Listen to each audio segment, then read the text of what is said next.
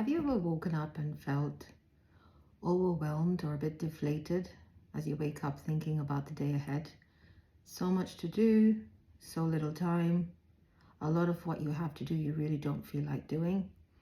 This could be your job, your chores, events that day that you just feel overwhelmed and tired by. If this applies to you, I challenge you to take a step back, analyze your day, and really look at what you're busy doing. A lot of the things we do are deemed essential because it pays your bills. Some of it is autopilot, things you do on your phone, scrolling, reading messages, your brain space in autopilot a lot of the time, mulling over, brooding over things that you can and can't control. And by the end of the day, or sometimes by midday, you are absolutely exhausted and feeling a bit overwhelmed, or just like you've had enough and tired. So I encourage you to start with a simple practice of making small spaces throughout your day, a minute at most, where you stop and just sit still and observe and reset, examine and pivot. Similarly, I encourage you to also then analyze what you do all day and try to prune out what doesn't need to happen and inject in things that bring you joy. Those things might seem small and insignificant, but they can absolutely change your well-being, your headspace, and your zest for life. So examples, for me, I love gardening. It doesn't take long, and I don't make time for it. And when I do make time for it, I find I end up spending too long in it, which is actually a good thing because it absolutely resets my mind and gives me a higher level of energy throughout the rest of the day, and I feel more fulfilled. Similarly, quality time with the children. And this is not chasing them to do their chores and homework and get changed, but just quality time with no secondary agenda is very fulfilling for me. And sometimes just sitting absolutely still with a warm drink, thinking about nothing, doing nothing, and just being present can be very rewarding. In these quiet moments, things surface, and with non-judgment, observe them or engage with those thoughts, and they will bring up things that have been bothering you or that you've not been giving enough time for. So quiet moments can really be productive and useful to you.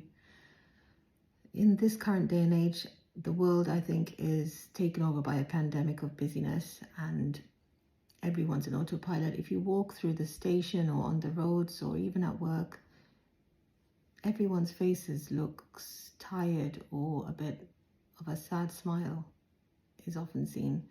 People are on their phone, people are thinking, eye contact is low. Even when you go to a shop, people don't look you in the eyes anymore.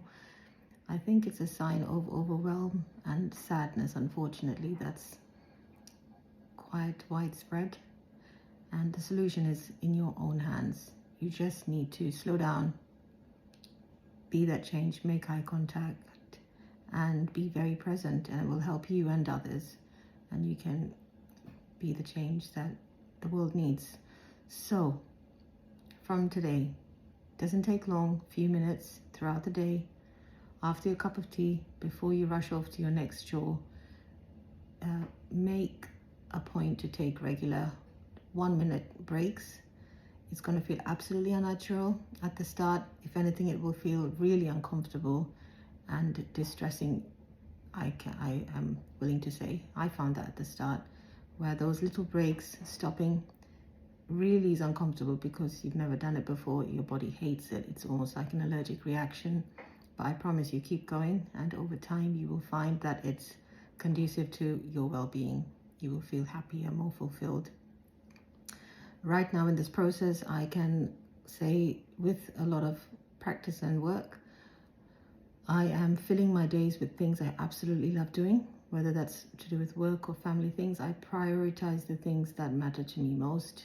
They are still impactful for others and myself, and I let the less important things fill in the gaps later in the day. And if they don't get done, that's okay. Most of the time, that's okay.